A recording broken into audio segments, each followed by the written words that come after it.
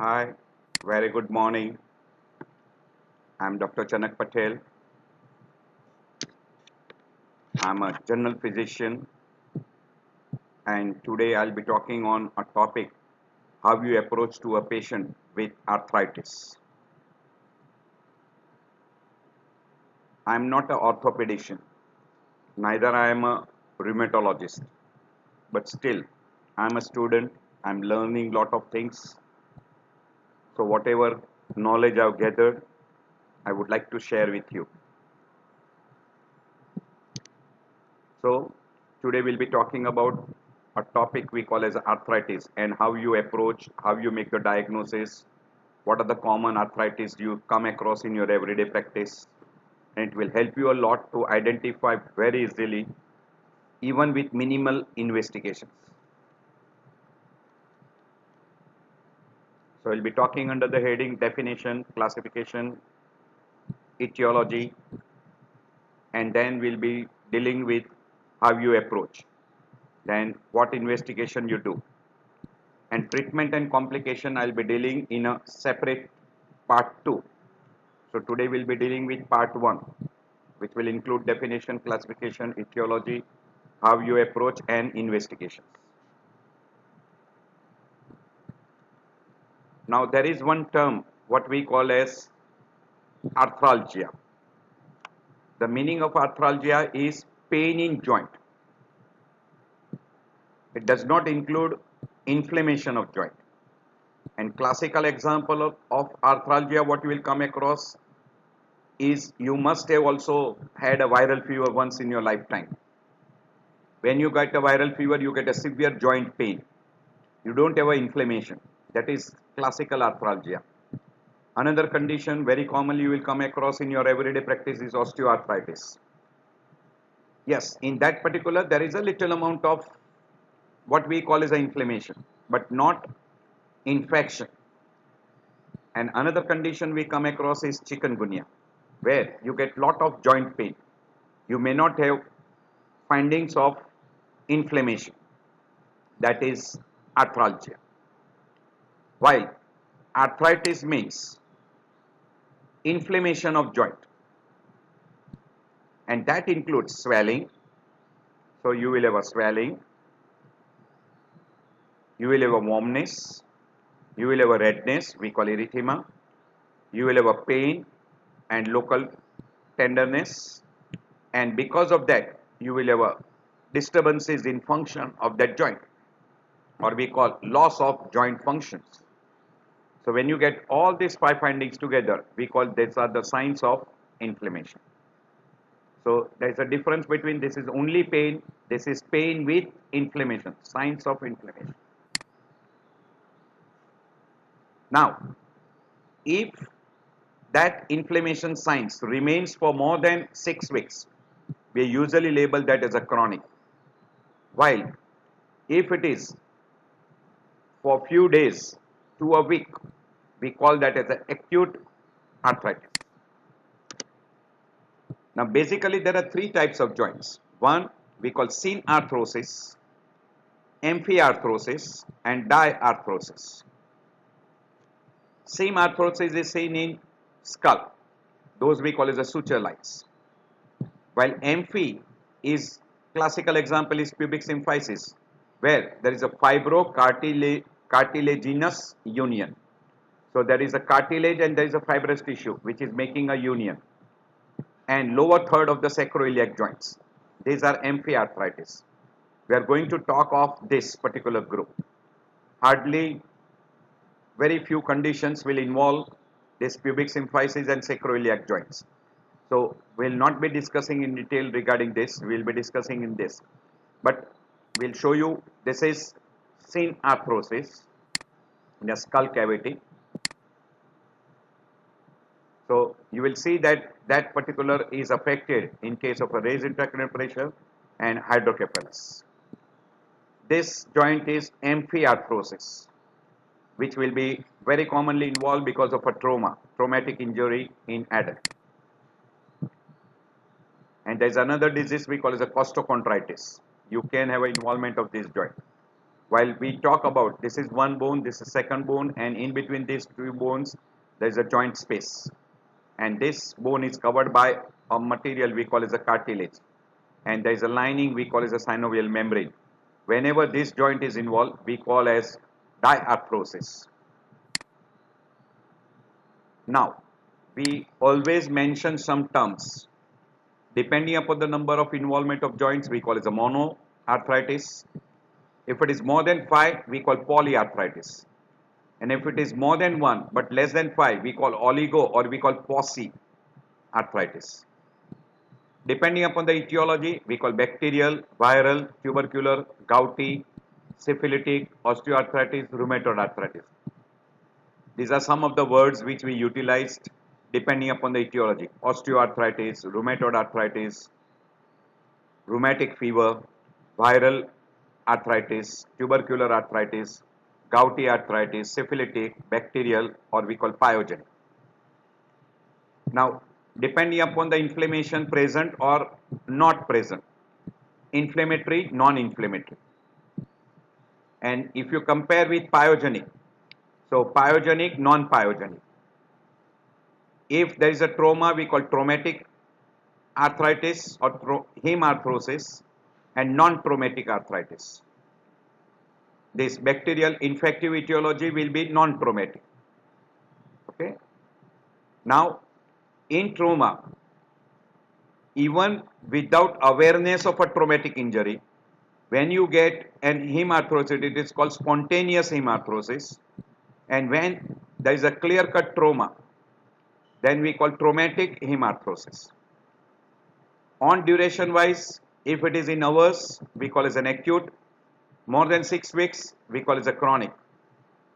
Usually these are the two common words which are utilized. Some people puts another word we call as a subacute, means it is little longer duration than acute, but less than 6 weeks. Then we call that as a subacute. If only one joint is involved, usually it is asymmetrical.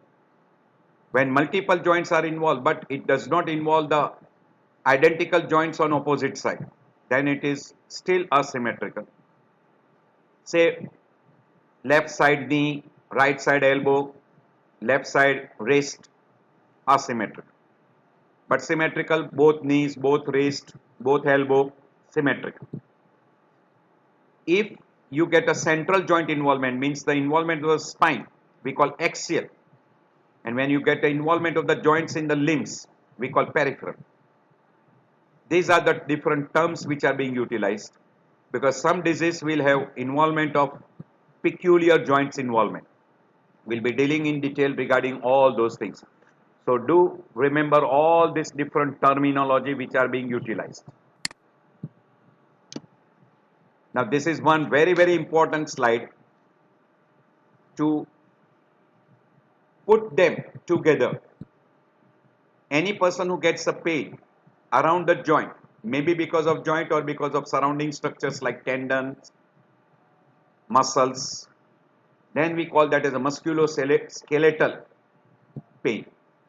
So any person who gets a musculoskeletal pain can be because of non-articular, can be because of articular. Non-articular can be inflammatory, non-inflammatory. In inflammatory, there is one condition we call as a bursitis or tendinitis. Involvement of bursa, involvement of the tendon. This can be bacterial, viral. And there is one condition called as a polymyalgia rheumatica. So this is inflammatory condition. While non-inflammatory condition is because of trauma, fracture, fibromyalgia, and reflex sympathetic dystrophy. So these are non-articular condition, but this does not involve joint. This is extra-articular or we call it a non-articular. And this should be differentiated from articular variety. So by a clinical examination, you will be able to identify it is a non-articular or a articular. We'll be dealing in the little differences between the two as we come across. Now among articular, depending upon the number of joint involvement. So monoarticular, polyarticular. Even if more than one joint is involved but less than 5 joints, we call that as oligo or mono. or we also use the word pauci, P-A-U-C-I, pauci articular. While more than 4, usually we say that more than 5, we call it a polyarticular. Now both of this can be acute onset, chronic onset. Polyarticular can be also acute onset, chronic onset. And if we add one more things, means mono, acute. And acute can be non-inflammatory, inflammatory. So three things we are combining together. Monoarticular, acute in onset, non-inflammatory, inflammatory. So if we combine this together, so acute, non-inflammatory, monoarticular are meniscus tear, osteoarthritis. This will be the most common you will see in your everyday practice, and commonest joint involved is the knee joint. Or you can have a reflex sympathetic dystrophy.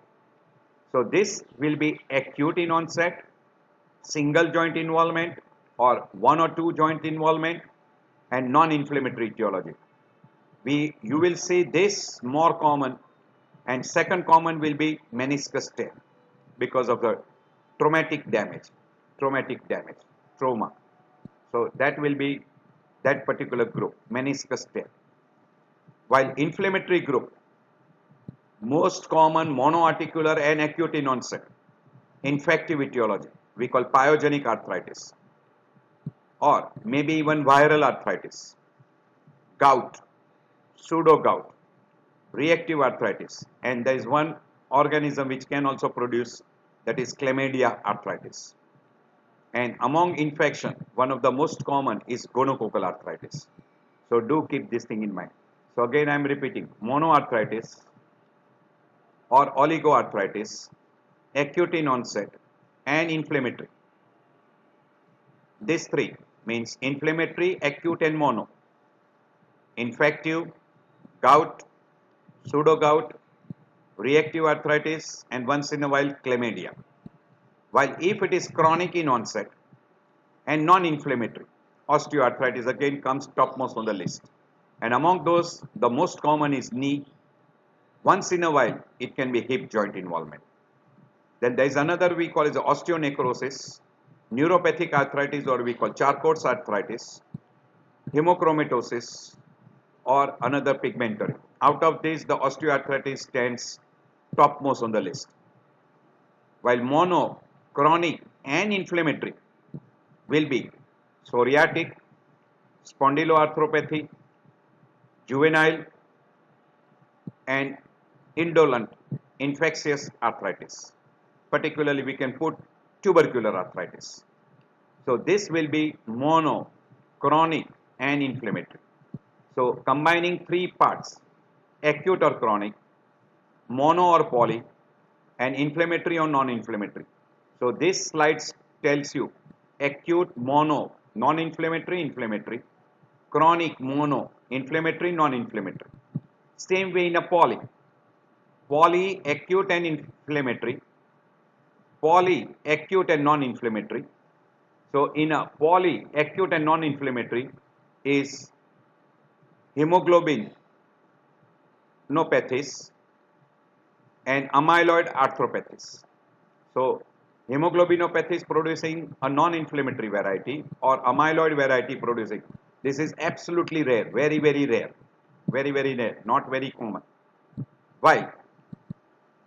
Acute, poly and inflammatory group, viral arthritis, serum sickness, drug induced, and early onset of connective tissue disorders, rheumatic fever,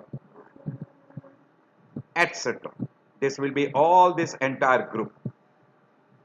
So do keep it in mind that these are some of the conditions which you can see in your everyday practice, and out of this the most common we see across is viral arthritis. So do keep this in mind. And once in a while you will see drug induced arthritis. A person has taken certain drugs, say like procainamide, Isonex, and they can come to you with a arthritis which can be acute in onset and poly. So this will be that group.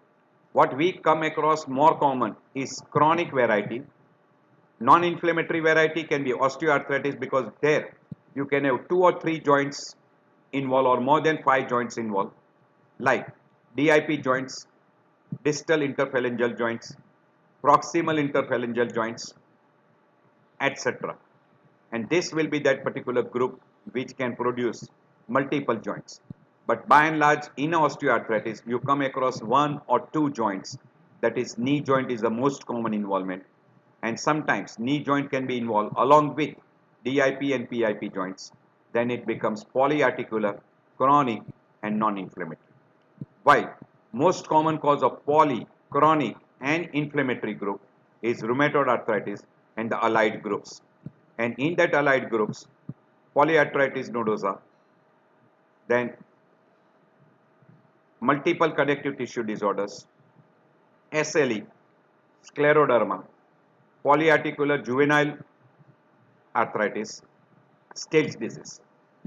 Out of this, the rheumatoid arthritis scores topmost on the list. So try to remember this particular group. So go through again and again this. If you utilize this, almost you can easily differentiate some of the most common conditions. This is little simplified, only 2 points are taken.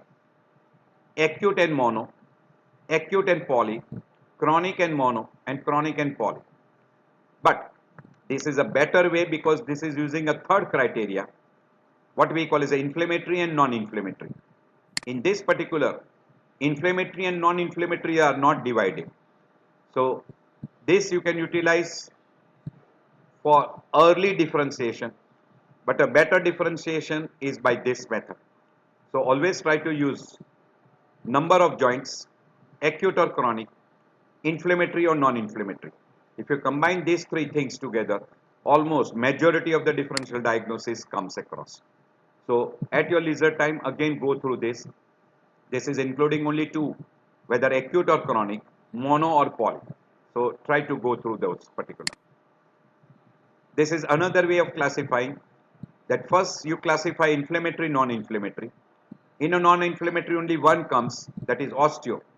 And then you try to differentiate whether it is mono or poly. And already we have already told you that this is non-inflammatory, so it is inflammatory, non-inflammatory. And by and large, osteoarthritis is always chronic. It is rarely acute. Rarely acute. So if you remove those two things, straightforward you can make a diagnosis that non-inflammatory variety, usually mono, occasionally poly, is osteoarthritis, while inflammatory is usually acute, sometimes chronic, and in that you divide further depending upon the investigation, seropositive, seronegative, after synovial fluid aspiration, infective etiology, non-infective etiology, and crystal induced. So this will be helpful to identify the etiology sites and differentiate the etiology sites. So in a seropositive means if you get a RA positive, that will be rheumatoid arthritis, SLE, scleroderma, vasculitis, Sjogren's syndromes, Still's disease, etc. All those conditions are seropositive. So whenever you get a RA positive, it is in favor of rheumatoid arthritis, SLE, scleroderma, vasculitis groups, Sjogren's, Still's disease, those groups. While in seronegative means RA test is negative, but in this particular group you might get HLA-B27 positive. We call spondylitis group of ankylosing spondylitis group, which can be ankylosing spondylitis, psoriatic arthritis, reactive arthritis, arthritis associated with inflammatory bowel disease, etc. So this will be a big group which we call as a seronegative group. So after doing an investigation, you can differentiate these two further apart from a clinical examination. In this seronegative group, usually you will have a very commonly involvement of the axial joints, we call as a spine, plus maybe peripheral involvement, and very commonly they will have extra articular involvement like eye, kidney, lungs, oral cavity, etc. Nails, skin, all those may be involved. While in case of a rheumatoid arthritis, you can have an extra articular involvement which will be very common again in rheumatoid arthritis, SLE, scleroderma, vasculitis, Sjogren syndrome. In all these conditions, apart from joint involvement, you can have an extra articular involvement. While in case of an osteoarthritis, you don't come across any extra articular involvement. In other words, if someone comes to you with an extra articular involvement along with joint involvement, do suspect seropositive or seronegative groups. In infections, it will be usually monoarticular, very rarely polyarticular. And by and large, the most common cause of infectious etiology is bacterial, and second common is viral. And among bacterial, gonococcal, staphylococci, streptococci.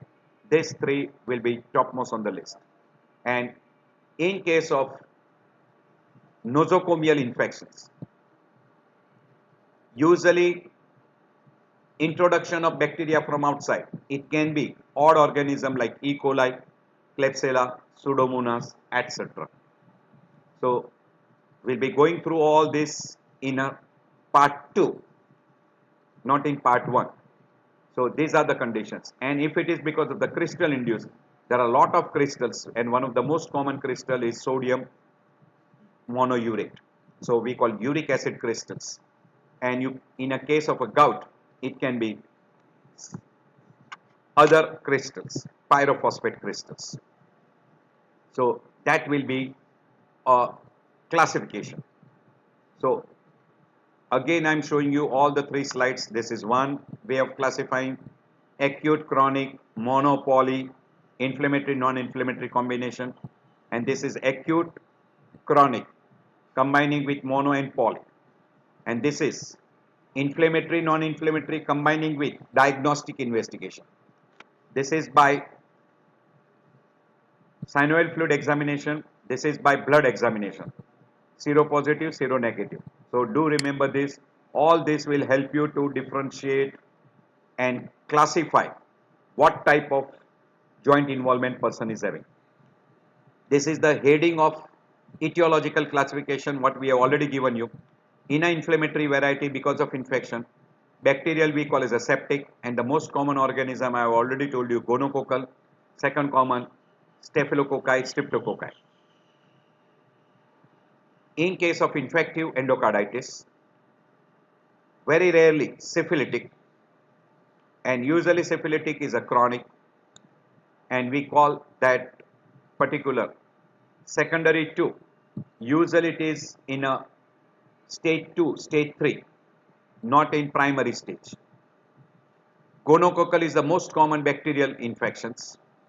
Tuberculosis will usually produce chronic and by and large mono or posse articular, and the commonest joint involved is a hip joint.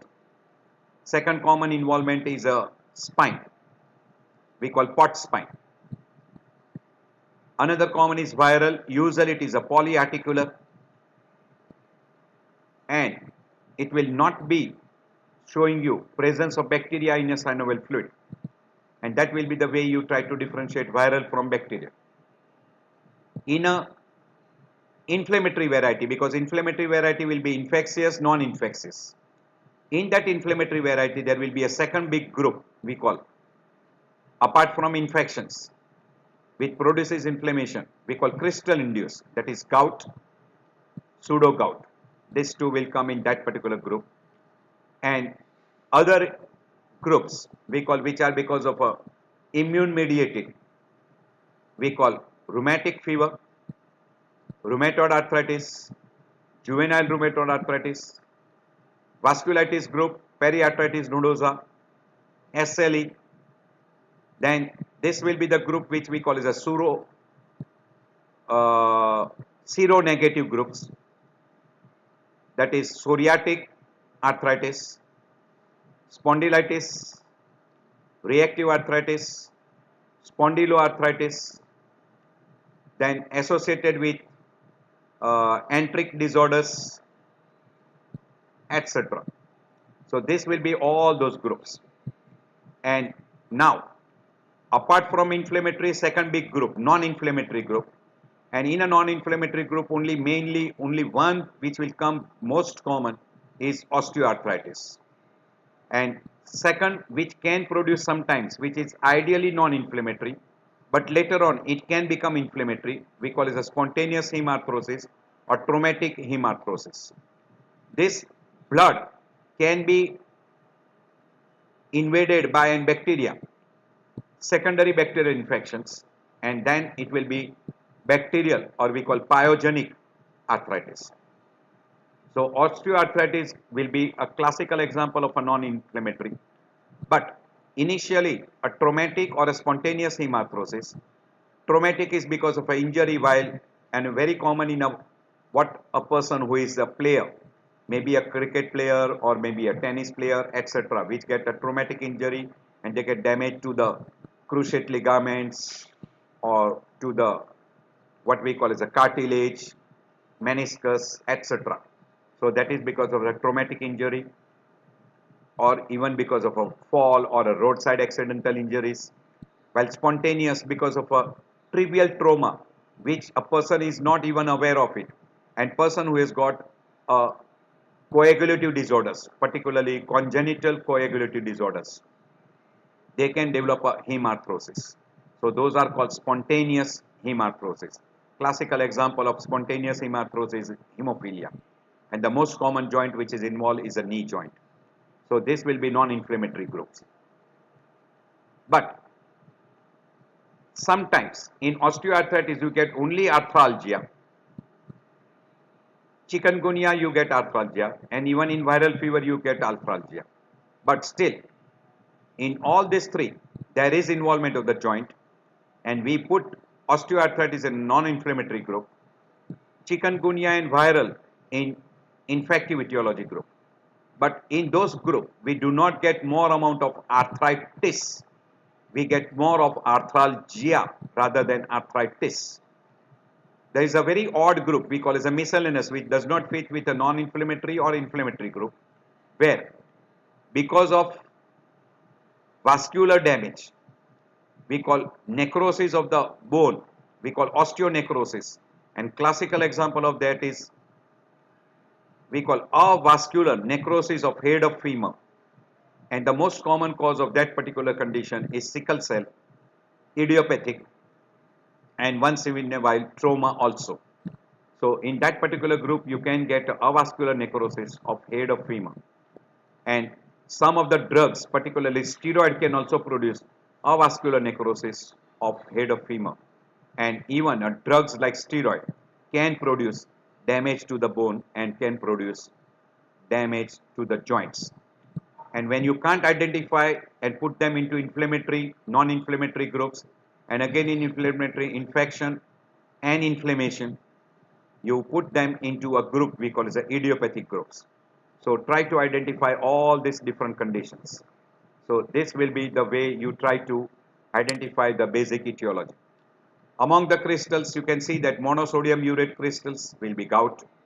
Calcium pyrophosphate dihydrate crystals, short form it is called CPPD, that will be pseudo gout. There are other crystals like calcium carbonate, hydroxyapatite, octacalcium phosphate, tricalcium phosphate. These are other groups. Calcium oxalate can be one of the another, cholesterol crystal, lipids, cryoglobin, charcoal laden crystals, and sometimes even steroids. This can, but out of these two are the most common. These are rare. These are very, very rare. But once in a while you can come across this group also. So after doing a synovial fluid examination, then only you will be able to identify this particular group, because under a microscope you will, if you can identify these crystals, you will label that this is calcium oxalate arthritis, or this is cholesterol arthritis, or it is a charcoal laden crystal arthritis, or eosinophilic arthritis, etc. So these are the words they utilize. Now according to the age, in children the most common etiology is juvenile rheumatoid arthritis, which is accounting for the 58%. Second common is SLE, and then comes rheumatic fever. So these three will be accounting for nearly 80 to 90%. 80 to 90%.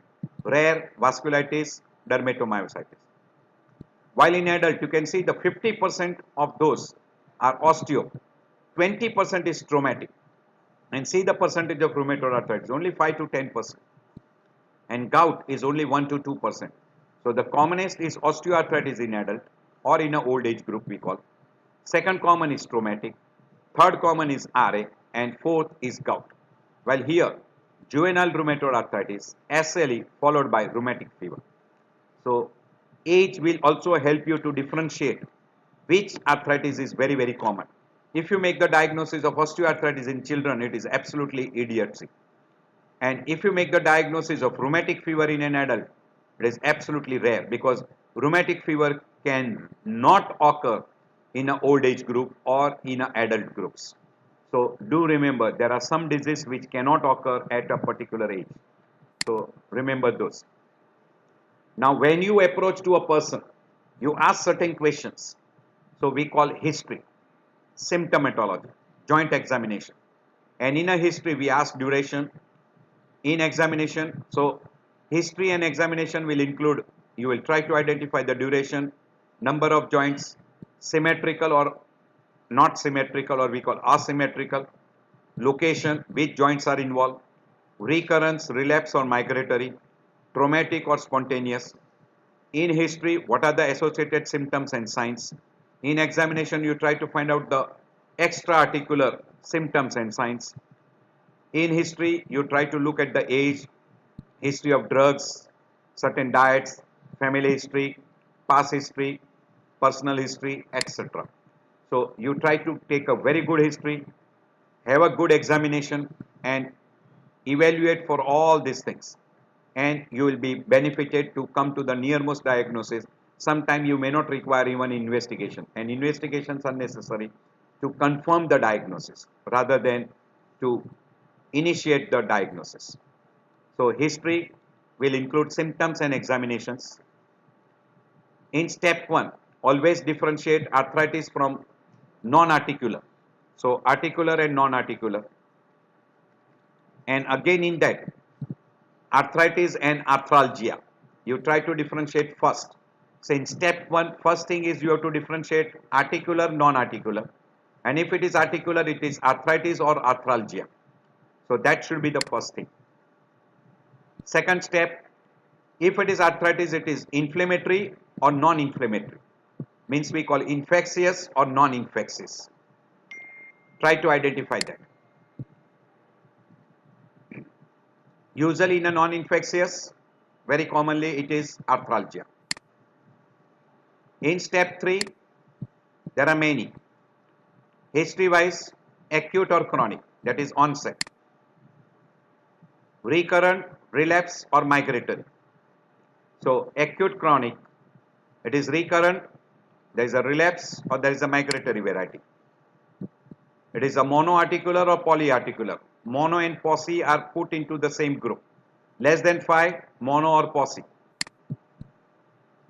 It is a traumatic or non-traumatic. This is again from a history and examination. It is symmetrical, asymmetrical. Mono is always asymmetrical. Poly may be symmetrical, may be asymmetrical. Location or pattern of distribution, which is a very, very important thing to differentiate good number of conditions.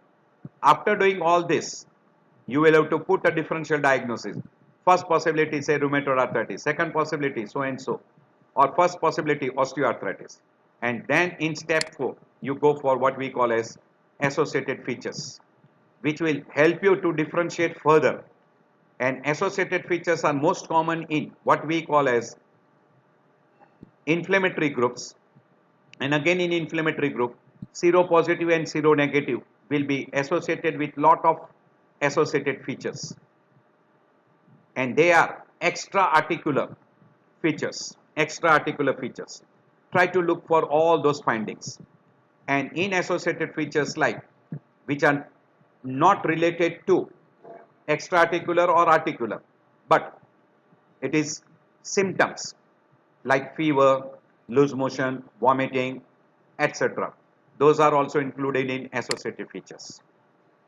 And try to look for extra-articular signs like skin, eye, lung, GI tract. or oral, kidney, genital organs, nails, etc. There are many extra-articular features.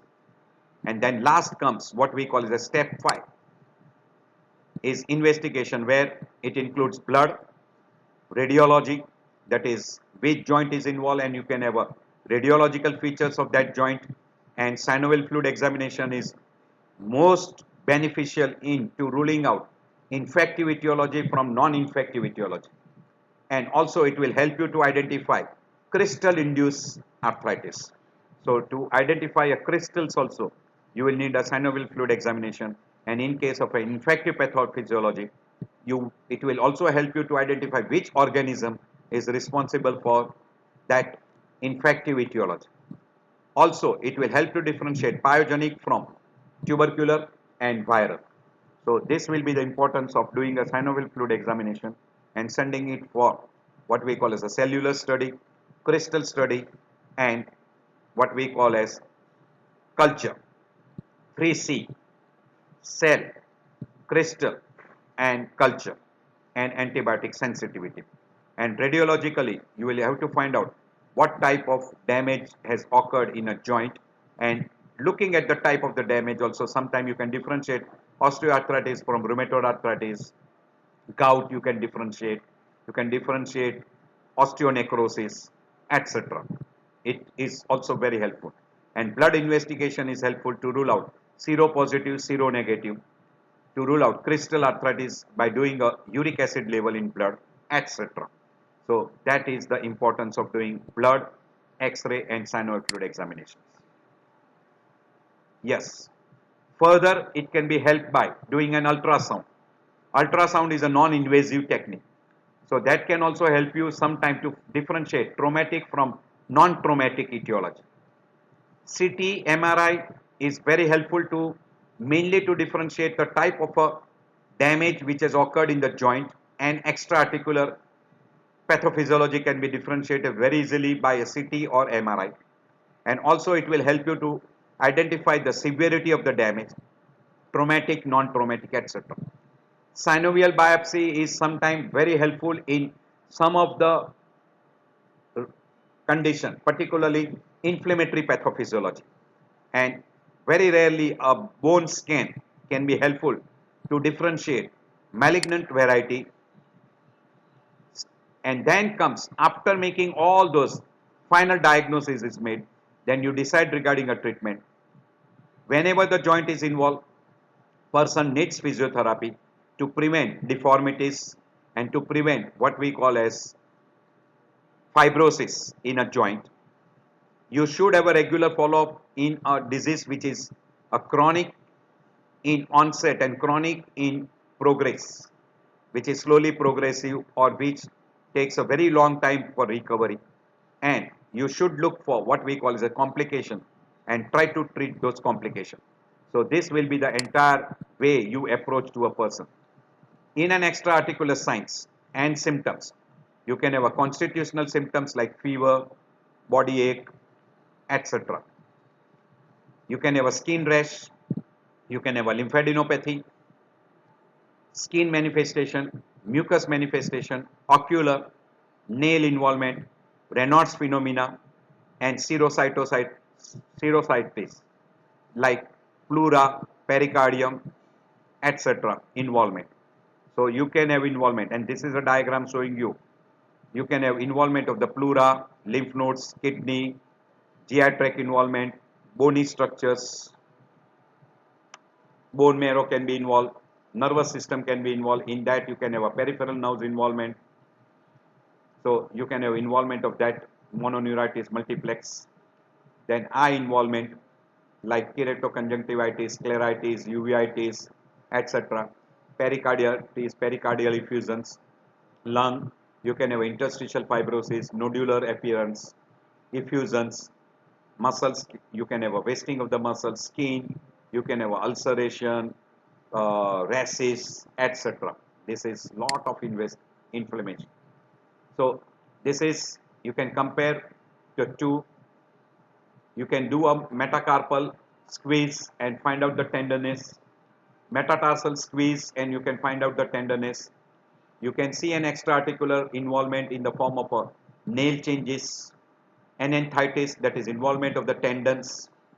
You can aspirate and try to identify and differentiate crystal arthritis from a infective pathophysiology. All those can be done.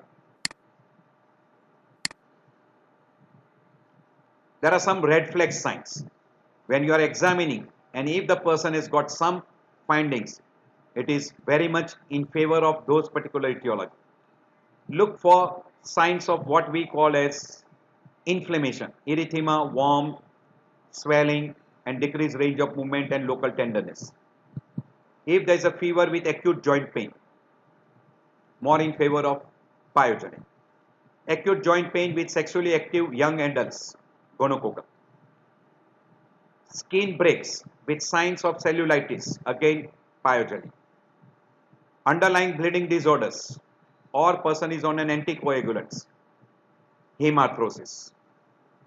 Systemic or extra-articular symptoms, very frequently in a seronegative or seropositive groups of arthritis. Weight loss, keep it in mind, tuberculosis, malignancy. Night pains, single joint involvement, again pyogenic arthritis. Neurological symptoms and signs, Charcot joint. So do remember that. Now we are going to differentiate between articular and non-articular, or we call periarticular or extra-articular. Anatomically, you know that in articular variety, you will have involvement of cartilage, capsules, swelling, and synovial membrane will be involved. While if you get involvement of the structure outside the joint, like tendon, bursa, ligaments, muscle, bone, and there is a localized swelling, it is more in favor of an extra-articular. The most important thing, only local tenderness over one spot, over tendon, over bursa, over ligament, over bone, and there is a localized swelling which is tender. It is more in favor of an extra-articular. So do keep it in mind. Now painful sites. Already we have told you this is a diffuse, so there will be generalized tenderness all over the joint. Very rarely localized tenderness in an articular variety. While here, usually pain is a very spot tenderness, or sometimes we call it a local tenderness, and it is a focal point. On movements, active and passive, in all planes movement, the pain will be present. So any movement of the joints, whether active or passive, and in all direction, flexion, extension, abduction, adduction, in all those directions, the person will get a pain. While here, the pain will be only when one specific muscle or one specific tendon is moved, or one specific ligament moves. So it is only in one direction and one plane only.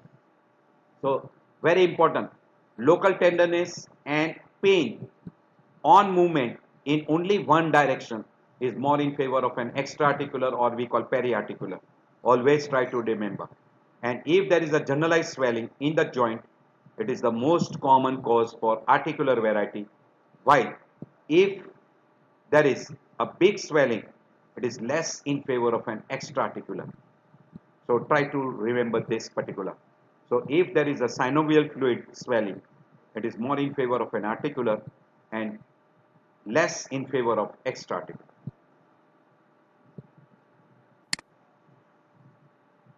So this is a step one. You have to differentiate joint involvement from extra-articular, or we call as a non-articular or periarticular. Now, second point, you have to differentiate between inflammatory variety and non-inflammatory variety. So this is a very useful to differentiate two most common joint involvement you will see in your everyday practice. One is rheumatoid arthritis and one is osteoarthritis. Osteoarthritis is a non-inflammatory, rheumatoid arthritis is inflammatory. Morning stiffness will be longer. We say that more than half an hour in case of rheumatoid, while it will be less in case of osteoarthritis. Fatigue is more common in an inflammatory, that is rheumatoid arthritis, rather than in case of osteoarthritis. on activity, as person starts doing an activity, there is an improvement in the symptoms. While in osteoarthritis, on walking, on climbing, on movements, it worsens. Rest. In case of rheumatoid arthritis, the person will say that my pain has improved, my symptoms has improved. No, it is worsening in case of rheumatoid arthritis. But if the person says that by taking a rest, my all symptoms has almost disappeared or has become less, it is in favor of osteoarthritis. Systemic manifestation, like what we call as an extra-articular manifestation in the form of a skin, nail, eye, etc., is most common in RA, and it is never present in case of osteoarthritis.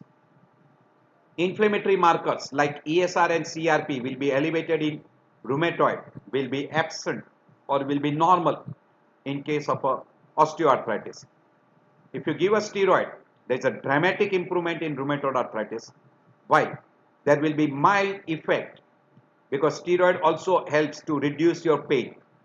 So partial effect may be seen, or sometimes we say no effect in case of osteoarthritis. But don't ever try steroid in case of an osteoarthritis.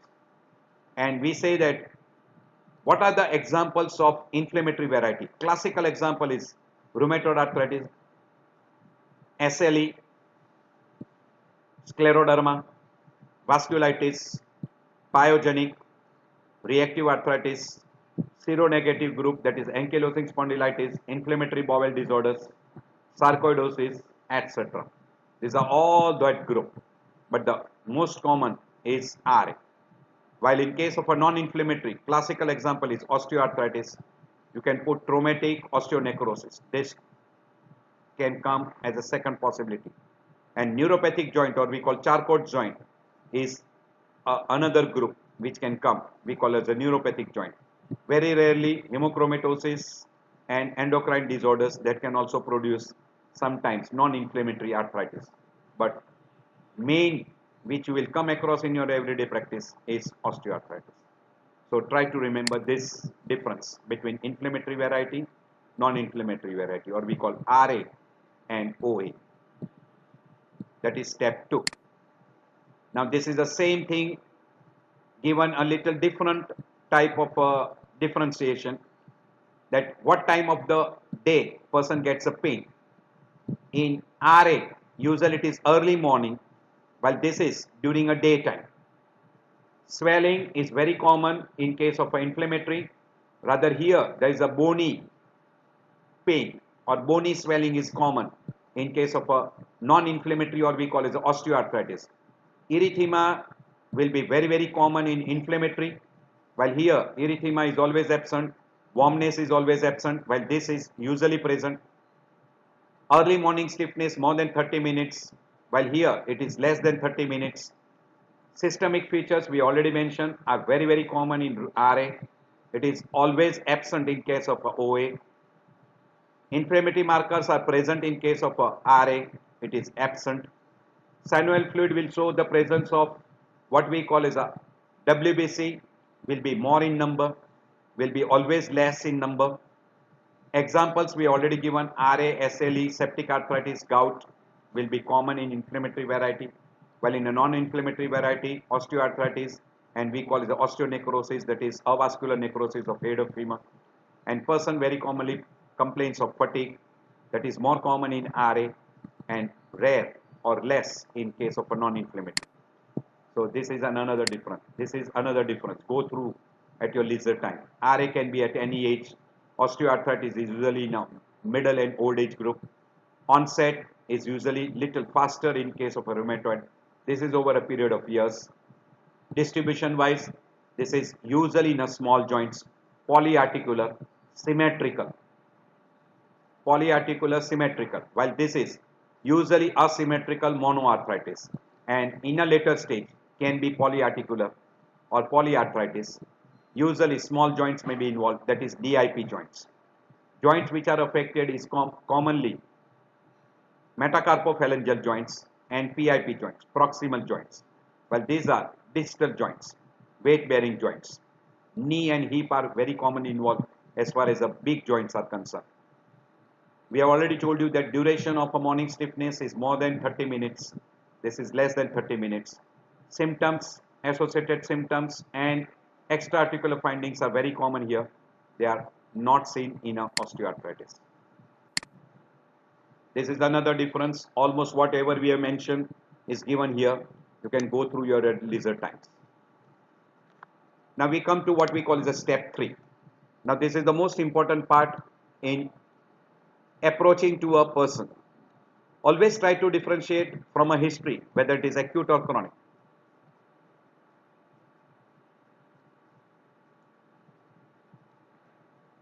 So in a case of an acute, it is few days to a week, but less than a 6 week. If person in between the episode having almost asymptomatic and comes back, either it is relapse or we call recurrent. On treatment, if a person develops a symptom signs again, it is relapse. But even without the treatment, a person is asymptomatic and it comes back again, it is recurrent. And once in a while, you will see a variety we call as a migratory variety, which is showing you that gradually it shifts from one joint to another joint. Classical, you will see in a case of a rheumatic fever. From history and examination, you will be able to differentiate mono or poly, and mono and pos. From a history, traumatic and non-traumatic, easily you will be able to differentiate.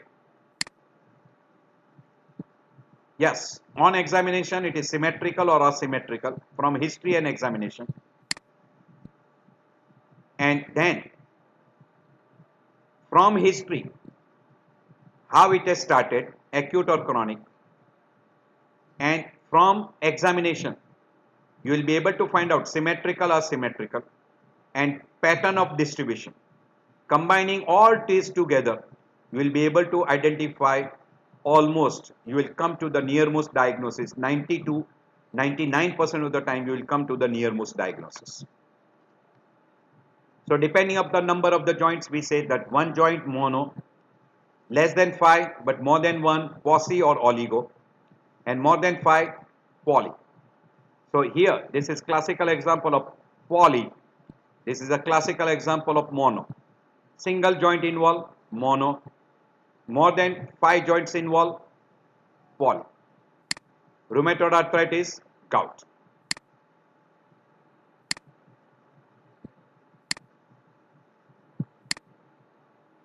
This slide I have already showed you before, so I don't have to repeat. So this combines mono and poly, combining with acute and chronic, and combining 3 things together, mono and poly, acute and chronic, inflammatory and non-inflammatory. So this is the best slide you must see again and again. Now what you do further?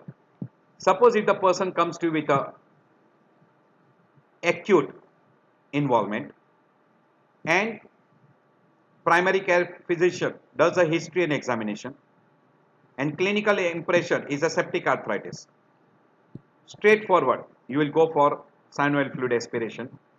In that you will do a cell count, culture and crystal examination. And you will try to look for the bacteria by doing a gram stain. So this will be the first thing what you will do. So you will aspirate. Suppose you are not sure. Again you can refer to a specialist, have a joint aspiration and try to confirm the diagnosis of septic arthritis or differentiate septic arthritis from a crystal arthritis. Your alternative diagnosis is there. You are not 100% sure that it is pyogenic. Again in a crystal arthritis, you are suspecting crystal arthritis, joint aspiration is a must. So in all this condition, to differentiate septic from crystal arthritis, joint aspiration is a must. And if person gets relief of symptoms by a preliminary treatment, then you may wait and watch. And if required, on a history and examination, you are suspecting a infective etiology, like person has got fever, leukocyte count is very high, you've got a leukocytosis, there's a local warmness, local tenderness, swelling is there, then you must aspirate and rule out septic from non-septic, or we call it the crystal induced arthritis. That is the first stage. And in a case, a person who has got an asymmetrical involvement and there's a possibility of a RA, first go for a RA test or anti-CCP test and try to identify if joint swelling is more than 6 weeks, chronic, and there is a synovial swelling, then in that particular case, usually we don't require a joint aspiration because you can identify by other parameters. If there is a joint swelling which is more than 6 weeks, if answer is no, less than 6 weeks, then suspect crystal arthritis, reactive arthritis, chlamydia arthritis, viral arthritis, etc. And if there is a swelling, aspirate and try to rule out crystal arthritis. That is very, very easy to 100% confirm the diagnosis of crystal induced arthritis. While in a person who has got synovial involvement, joint swelling is there more than 6 weeks, and polyarticular, symmetrical, if answer is no, and if answer is yes, possibility of RA factor may be positive or anti-CCP antibody may be positive. If answer is no, then you can rule out other groups, we call it a seronegative groups. So look for RA or look for anti-CCP antibody, and if that is negative, then go for what we call as a seronegative groups, psoriatic arthritis, reactive arthritis, spondyloarthropathy, etc. Those groups, right? And if it is positive, it is more in favor of RA, and if it is RA positive, then look for RA factor titer, anti-CCP antibody, X-ray, look for the erosions, and try to identify the extra-articular findings. And in case of a doubt, you can also go for what we call as a HLA study, that is HLA-DRB1 will be positive, and try to identify the severity by doing HAQ score. That will be in case of a rheumatoid arthritis. And then if severity you have identified by this, if answer is yes, it is very severe, aggressive treatment because it is in a high risk group. If answer is less, no, it is slowly progressive, you can wait and watch, and you can decide regarding a treatment, that is we call as a DMRD. So try to go for that. This is what we have already told you. If it is acute, more in favor of rheumatic, septic, viral, traumatic, or crystal induced. If it is very chronic, long standing, tuberculosis, rheumatoid arthritis, malignancy, osteoarthritis, SLE, periarthritis nodosa, Sjogren syndrome, Behcet syndrome, ankylosing spondylitis, that group. While if it is recurrent, rheumatoid arthritis can be recurrent, gout can be recurrent, hemophilia can be recurrent, JRA can be recurrent. Septic arthritis is not very common as far as recurrent is concerned. Once in a while it can be recurrent.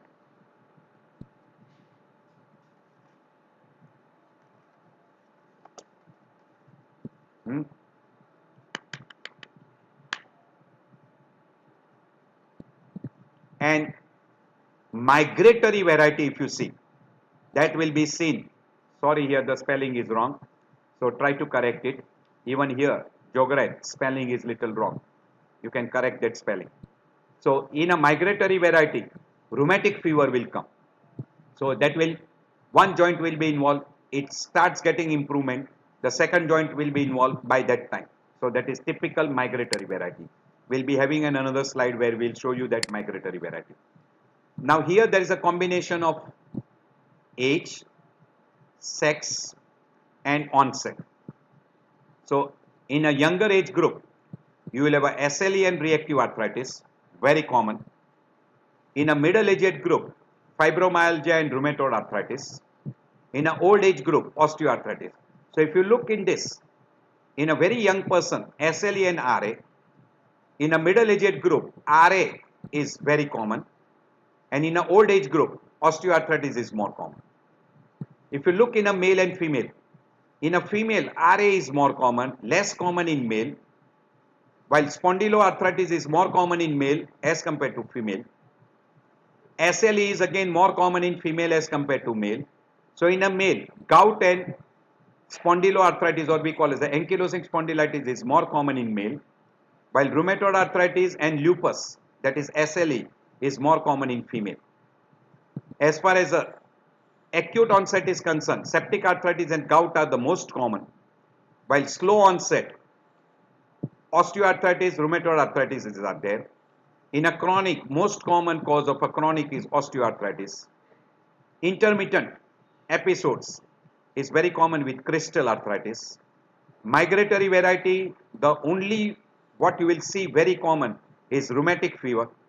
Very, very rarely you will come across in a gonococcal and viral. While multiple permutation combination you can come across what we call as an additive, that is rheumatoid arthritis or psoriatic arthritis. As far as the duration is concerned, acute and chronic wise, acute very common in infectious and crystal induced, that is these two groups. Septic and gout, that is acute onset, while chronic is all these groups. Chronic, non-inflammatory, that is osteoarthritis, inflammatory, that is RA, and non-articular joint fibromyalgia. So try to identify and utilize this age and sex involvement simultaneously, which usually is very easy, and you can suspect certain disease more common in male, certain disease more common in female, certain diseases are very common in young. I've already showed you one slide before at what age they are common. In that we have divided only two groups, younger individual and middle and old age individuals. So try to utilize that particular idea. This is pattern of involvement. Migratory or flitting joint pain, classical only in case of rheumatic fever, occasionally in case of gonococcal and viral. So once in a while in a gonococcal also you can get a flitting, and in case of a viral also you can have a flitting variety, or we call as a migratory variety. But very, very typical, young individual with migratory, first rule out rheumatic, second gonococcal, and third is viral. Additive variety, in addition to certain, you can have SLE and RA. So migratory variety, additive patterns, intermittent patterns, and recurrent pattern. In a recurrent, RA and gout, remember those two. So this is a pattern wise. Distribution wise, symmetrical, asymmetrical. So by and large we always say RA, SLE are usually symmetrical. Why? Asymmetrical will be very frequently in Ritus because it is very commonly mono. Psoriatic arthritis can be again mono and asymmetrical. Ankylosing spondylitis is again asymmetrical. So RA, here also you can put osteoarthritis, asymmetrical. That is very typical. As far as distribution of joints is concerned, peripheral joint is most common in again RA and SLE. Small joints are involved in RA and SLE. So if you remember together, symmetrical, peripheral and small joints, RA and SLE, combining together, which joints are involved? So if you look at these three combining together, symmetrical, peripheral and small joints, RA and SLE, while asymmetrical, axial and large joints involved, more common in what we call as the seronegative groups. These are all seronegative groups, Ritus, psoriatic, ankylosing spondylitis, etc. They are usually axial, asymmetrical and seronegative. So try to remember this way. So go for that. Location wise. Now another way, now we'll be going through one by one in location wise. First, metatarsophalangeal joints, or we call it the great toe. Gout, gout and gout. Don't forget a person who is player, who is kicking, because of a kick, he can get an injury to the great toe. And that is one of the common cause for what we call as a traumatic osteoarthritis. And that can involve metatarsophalangeal joint. And that is differential diagnosis for gout. Metacarpophalangeal joint and PIP joint, rheumatoid arthritis, SLE. Distal interphalangeal joint, osteoarthritis, or we call Herberdens nodes. That will be very common. And first, metacarpal joint, again in osteoarthritis. Once in a while in case of a psoriatic joints, because psoriatic joint is quite common in DIP area. Knee joint, mono, septic arthritis, pseudo gout, gout, traumatic, osteoarthritis, hemarthrosis. Out of all this, if you take, osteoarthritis comes most common, second common septic, third common gout, fourth you can put is traumatic and non-traumatic hemarthrosis. Ankle, only ankle involved, more common in gout. Second common cause osteoarthritis, third common septic and traumatic. Hip joint, the most common tuberculosis and avascular necrosis of head of femur. Wrist, RA, traumatic, rheumatic fever. Elbow, RA, traumatic, rheumatic fever. Shoulder joint, trauma, RA and osteoarthritis, quite common. So try to go through all this, repeat it again and again. You will be able to remember those things. Which joint, what is the commonest disease? TM joint, most common RA and second common trauma. Cervical spine, osteoarthritis, spondylitis and pot spine. Thoracic spine, pot spine and secondary metastasis. Lumbosacral spine, osteoarthritis and pot spine. Sacral joint involvement, osteoarthritis and spondylitis. This will be the pattern of involvement. And to separate out in a small pattern, upper extremity at the onset, RA and OA, more common. Lower extremity is the onset, reactive arthritis and gout, more common. Axial joint at the onset, osteoarthritis and ankylosing spondylitis. You can utilize all this permutation combination to differentiate different etiology of what we call as arthritis. And if I take now etiology and which joints are more common involved? Osteoarthritis, knee, shoulder and DIP joints. RA, metacarpophalangeal, PIP, knee, elbow and wrist, most common. Small joints, more common. Big joints, knee, elbow and wrist. You can have even involvement of the TM joints, you can have involvement of shoulder, etc. But these are the most common. Traumatic injury, knee, ankle, wrist, elbow and shoulder, most common. And once in a while even a spine. Gout, first metatarsal phalangeal joint, knee joint, ankle joint. Septic arthritis, knee, hip, elbow and ankle. Ankylosing spondylitis, sorry here again spelling mistake, cervical spine and lumbosacral spine. Rheumatic fever, knee, elbow, wrist, most common. And small joints, absolutely rare. Hemophilia, or we call hemarthrosis, again knee joint. So even if you remember disease wise also, you will be able to identify which joints are more commonly involved. So now we are showing you some of the slides which will show you what type of involvement it is. In a RA, you can have lower limb, knee, hip, shoulder, cervical spine and small joints. And in a chronic, you will have a ulnar drift, knuckle swelling, subluxation, wrist subluxation, swan neck deformity, Butenor deformity, Z-shaped deformity, etc. These are all the different types of deformity. This is swan neck. This is Butenor deformity. This is Butenor deformity. And this is a Z-shaped deformity. So that will be there. In an early stage, you will have only arthritis swelling. In an intermediate state, little deformity will be there. In a late stage, ulnar deformity, swan neck deformity, Butenor deformity, jet deformity, all those will be seen. So if you see those deformity, if you see this is Butenor, this is swan neck, and this is arthritis. When you see all those, Butenor deformity, swan neck deformity, this is already a chronic stage which has occurred, and there is a late stage. And in a foot, you can get a cock up toes, hammer toes, etc. These are all the deformities which you can see in a classical example of a rheumatoid arthritis. In a gout, knee and ankle are the most commonly involved and first metatarsal. And you can identify by a gram stain negative, culture negative, and you will be able to see a crystal, sodium monourate crystals will be identifiable in a synovial fluid.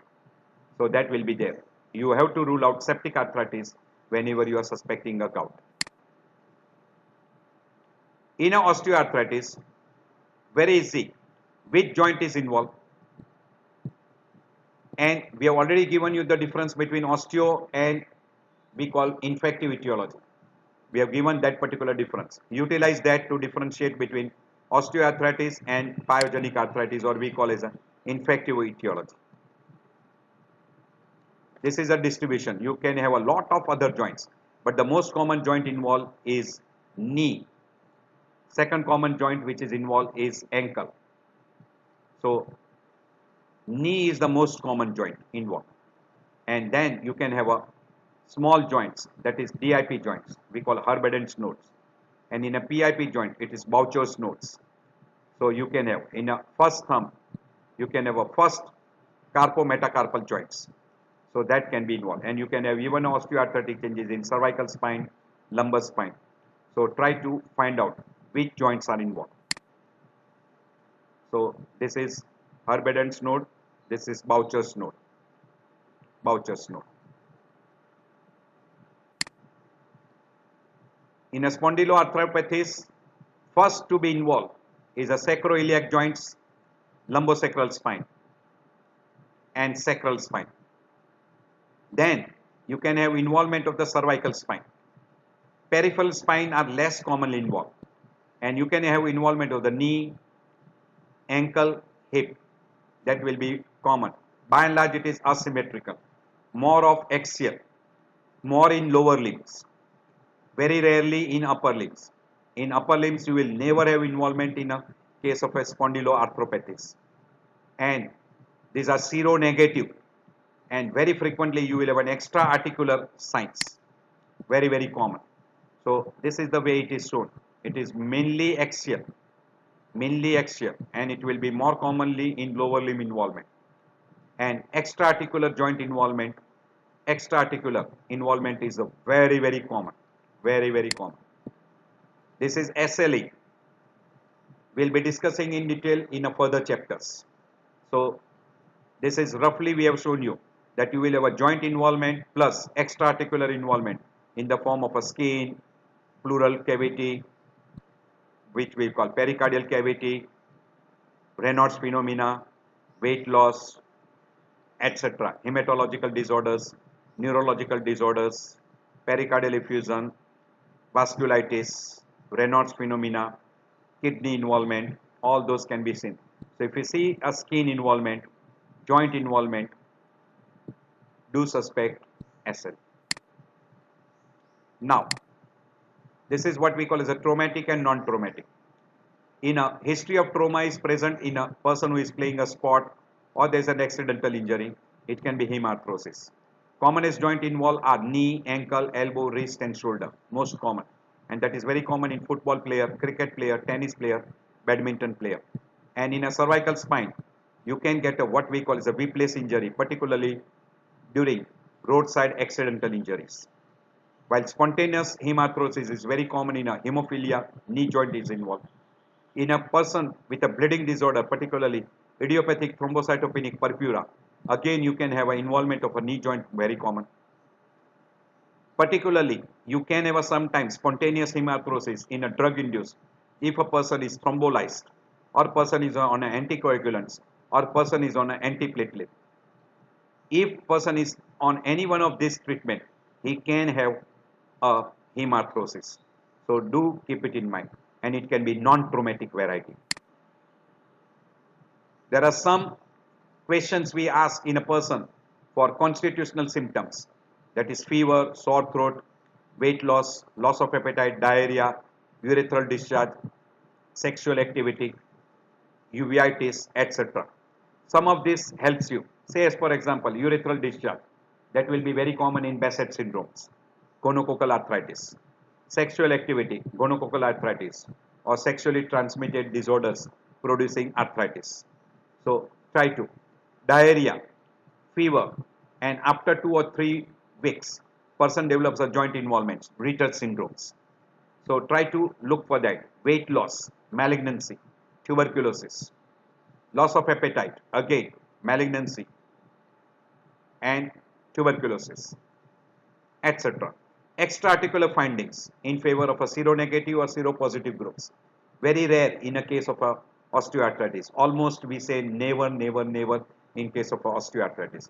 So try to ask all these questions. This will be in a step 4. So what we call is the associated features. And also ask a history of drugs. Isoniazid, procainamide, hydralazine can produce SLE, can precipitate SLE. Thiazide diuretic can produce gout because it increases the uric acid level. Chlorthalidone is less likely to produce uric acid level elevation, but hydrochlorothiazide is most common. And another drug, indapamide, once in a while can also produce elevated uric acid level. So in this particular group, try to rule out. Once in a while, quinolones can also produce arthralgia. So do remember, quinolones. Vaccines can sometimes produce arthralgia. Carbamazepine, which is utilized for carbamazepine and phenytoin sodium, is very commonly utilized for epilepsy. That can also produce what we call as a drug-induced lupus. So do keep some of these drugs. If a person is on some of these drugs, can induce lupus. These are all extra-articular manifestation we have. Now these are all the slides which you can undergo. You can have skin, eye, lung, GI tract, oral, kidney, genitals, nails can be involved, and you can go through all these different slides.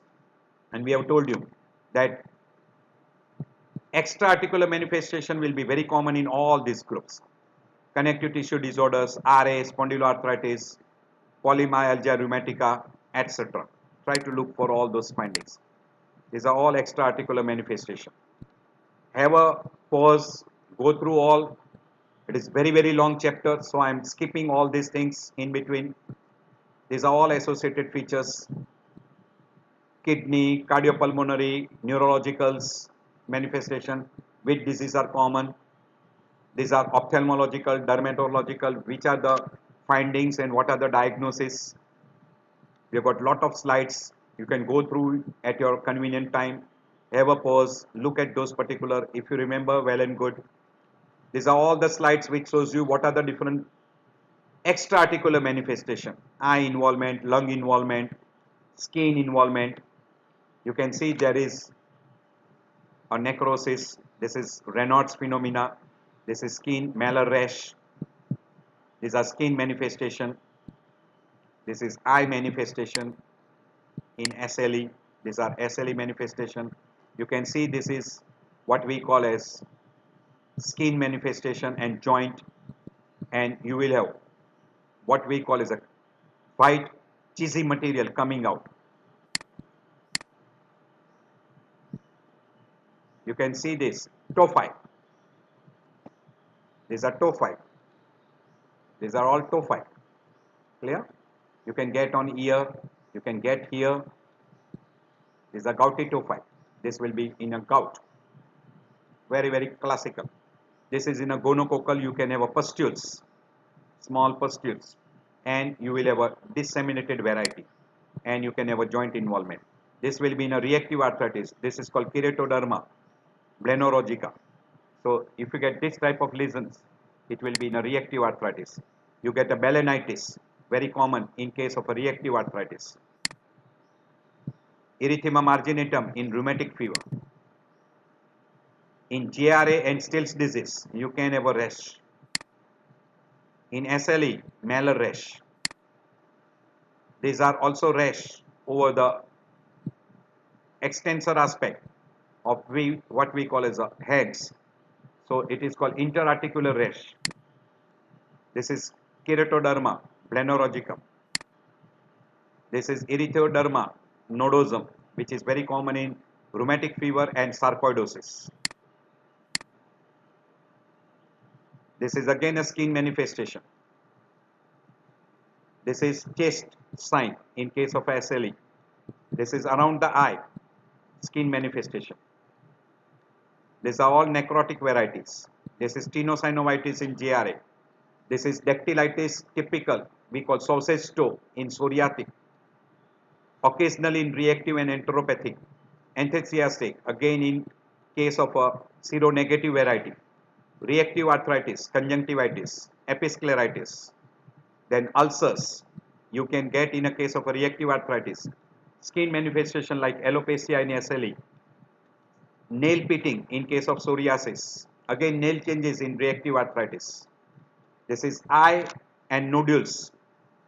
Eye manifestation and rheumatic nodules in case of an extra-articular manifestation of rheumatoid arthritis.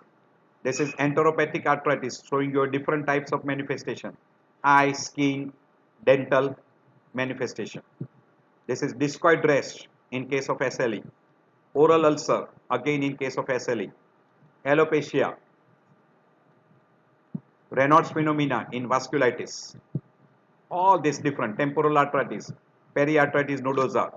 This is a typical type of a rash which is called livedo reticularis rash. This is Kawasaki disease showing you a rash, oral manifestation, eye manifestation, eye, mucocutaneous manifestation, and skin rash. Very common in Kawasaki disease in children. This is again same Kawasaki disease in children. This is Behçet syndrome, genital ulcer, urethritis, and oral ulcer, Behçet syndrome. Herberdens node, Boucher's node. These are Boucher's node. This is Herberdens nodes. So typical in case of osteoarthritis. Clear? This is hallux vulgaris, deformities of the toe, and this is cock-up toe, again in case of osteoarthritis. And even you get in a rheumatoid arthritis. Knee joint deformity in osteoarthritis. You can see the deformities. Investigation wise, we have already mentioned. Laboratory investigation, CBC will help you to differentiate pyogenic from non-pyogenic. One important. CRP and ESR will be elevated in inflammatory groups and infective groups. RA test will be positive in seropositive groups. Anti-CCP will be also positive. And in that you can do ACPA, ANA. Now uric acid will be high in case of a gout. ASO titer will be very high in case of a rheumatic fever. And you can go for ANA and ANCA in case of a person who is having seronegative groups. In a seronegative, RA will be negative, anti-CCP will be negative, but ANA will be positive. And then you can go for a HLA typing. X-ray for joints, spine, hip, cervical spine, etc. If you are suspecting inflammatory pathophysiology, arthrocentesis and synovial fluid analysis is a must. In some cases, arthroscopy with synovial biopsy is important. CT scan, MRI and arthrography is required in suspected cases of malignancy, trauma, etc. Radioactive bone scan again is useful in a case of to rule out malignancy. Ultrasound, it is called MSUS, musculoskeletal ultrasound, to rule out extraarticular, articular and inarticular. You can also identify damage which has occurred in a case of what we call as a cartilage damage, traumatic injury, etc. And you can also identify the damage in the joints because of the disease. And these are the list of investigation you can undergo at your leisure time. These are all the different investigations: ESR, CRP, thrombocytosis, hemogram, urine routine examinations, then synovial fluid examination, special investigation, right? RA factor, anti-CCP, HLA-B27, ANA, ANCA. This will be important. These three will be important in a case of a seronegative groups. While other investigation, that is LFT, these are to find out some of the time involvement of the extra-articular involvement. So try to investigate depending upon what is required. So uric acid is required in a case of a gout. RA factor for seropositive groups, RA and anti-CCP, ANA, complement levels, ANCA, etc. in what we call as a seronegative groups, vasculitis groups. Try to investigate that way. There are a lot of other tests which are available. These are all the different tests. You can see that in a person with a positive ANA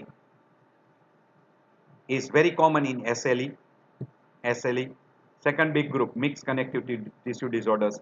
But see in this rheumatoid arthritis, only in 15 to 30% of the case. While in SLE, ANA is positive. So if you want to differentiate RA seropositive and seronegative, just do RA test. If it is negative, do ANA.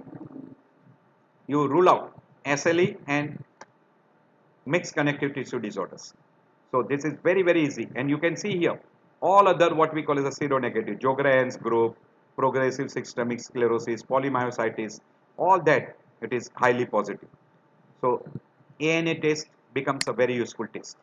These are all the list of other tests which are available in a case of a SLE. At your leisure time, you can go through those. Radiological changes also I am not doing in detail. We leave it to you. If you are interested, go through those. You will have a joint space involvement, you will have a bone involvement, you will have a cartilage involvement, etc. Depending upon that, soft tissue swelling, erosion, calcification, osteoporosis, narrowing of the joint, deformities, fractures, etc. you can identify by what we call X-rays, radiological studies. There is one peculiarity in osteoarthritis, we call as osteophytes. So if you see osteophytes anytime, it is in favor of osteoarthritis. You can see a joint space is narrowed and you will see a small osteophytes. You will be able to see in this much better. You can see these small osteophytes. So when you see osteophytes, joint space narrowing and sclerosis, these three things together, it is in favor of osteoarthritis. You can go for MRI in a rheumatoid arthritis. You can go for an ultrasound.